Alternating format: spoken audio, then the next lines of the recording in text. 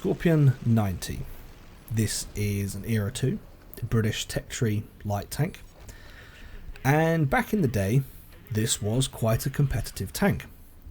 It's top of Era 2, and it was matched against the BMP-2 largely.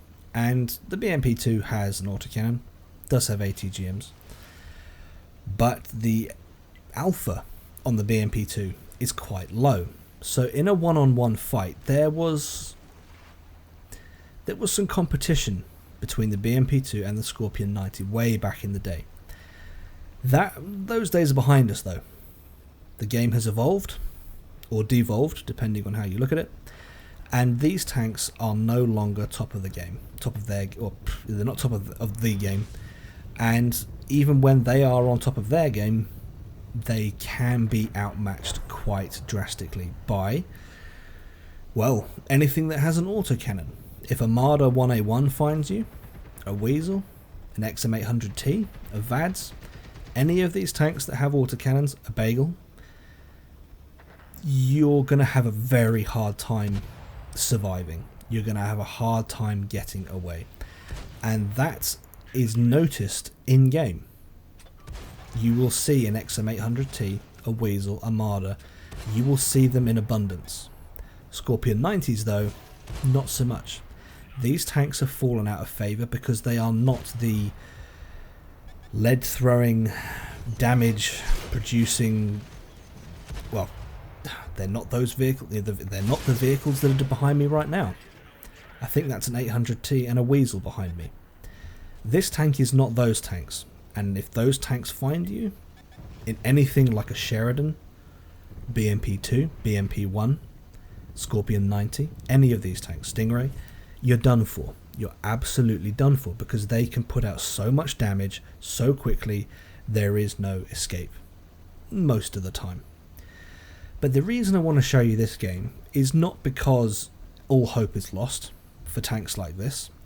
I'm showing you this game because it does demonstrate that in the right circumstances, when things align correctly, you can still do incredibly well in the Scorpion 90, and that also then goes for other tanks like the T92. I've got a T92 game which I could show you which makes a similar point. But yes, these tanks are not easy to play anymore. They were never easy to play. They are now a lot harder to play because of the competition around it. But they're not done for. So, while this game continues, let's take a look at what the fully unlocked Scorpion 90 offers you. Standard armor piercing, 299mm of penetration. And this is a bit odd here. I don't know if this is a mistake or this is genuinely how it is in game. The gold rounds are heat, but they've only got 290mm of penetration. So gold rounds have less penetration, which is unusual for this game. Secondary high explosive, 180mm of pen.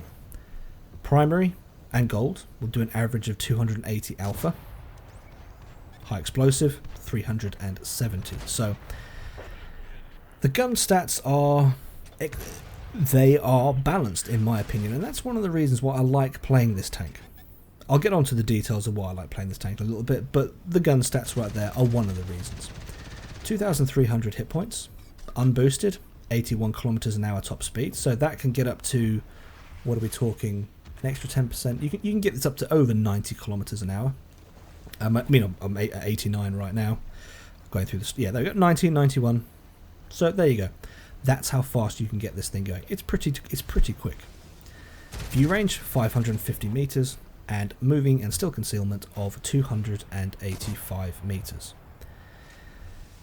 The main reason why I like this tank is because it feels balanced to me. It's always felt balanced to me, and once upon a time it was very difficult to mark this tank because you had to be very, very good at playing it to do well, and you had to be very, very good to get the result that was needed for the marks. And that gave me something to grind against. That was the resistance that meant you've got to play better, you've got to play smarter, you've got to play wiser, more sensibly. All these things. In recent years, since the introduction of vehicles such as the Weasel one there, the the skill required to mark this tank has gone down, largely because there are not many people playing it, and a lot of people don't play these tanks because they'd rather be in their XM800T, their Marder 1A1, their Weasel 1, BMP2, any of these tanks that can throw an enormous amount of lead down range very, very quickly and pull an enormous amount of damage very quickly. Those tanks are obviously more attractive. In the Scorpion 90, like you saw earlier with the Bagel and the Rakuten, you can't just show up and then within 5 seconds they're gone. You've got to hang around, you've got to wait for the reload, you've got to wait for the 280 average alpha to pull their hit points down. And I get incredibly lucky here. Very lucky. That could have been the end. If the Weasel hadn't driven into me, I would certainly be dead. An example of how it's difficult to keep these tanks in the game because you can be gone within seconds due to one of those little rats. But that's one of the reasons why I like the Scorpion 90. It's a challenge. It's not just a freebie. It's not a crutch tank. It's not a tank that will just hand you damage by RBRT. You really do need to be careful. And I like that. I like the fact that this tank makes you work for it.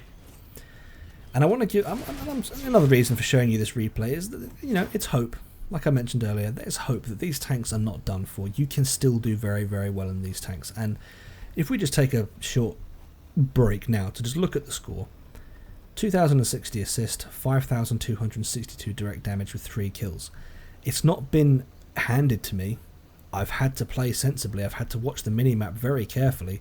I've had to be cautious about where I go and where I don't go. Now, right now, I know I'm not high health. The Forad has an autocannon. I can't just run in there. The BMP2 is the last light tank left alive, and he's almost full health. I do not want to be caught out by any of these vehicles with their autocannons because I will be shredded. So now it's a case of, well, hoping my team will do what they need to do and distract, support, while I find a position from Overwatch that I can use to snipe the position that these guys are sitting in. So the two enemy team players, they are playing sensibly. They're sticking together, which, you know, safety in numbers and all that, it makes sense. There's the Forad, and there goes the Forad. I'm playing this sensibly. I'm not rushing in. And again, I'll make the point, if I were in another light tank, Marder, BMP2, XM800T, Weasel 1, the play would be just run in there, RBRT, blat them, game over. I like the Scorpion 90 because you can do that, but you can't always do that. It's not the only strategy. You've got to think carefully. Now, sometimes you do get punished, but sometimes you pull in games like this that are a lot of fun, and the end result is you get the 3 mark again. Mastery, and there's the 3 mark. So don't worry, guys. The game is going to change a lot with these crew skills and all that coming in, but for now, these tanks are still competitive. And I just want to share that with you because I know it can be disheartening at times to see autocannons just dominating everything. These tanks do still have their place, although their place is a lot smaller, it's a lot more nuanced, a lot more niche. But sometimes these games do still happen. Alright guys, if you've enjoyed this video, please leave it a like, if not a dislike. Subscribe if you haven't already, and I'll catch you in the next one.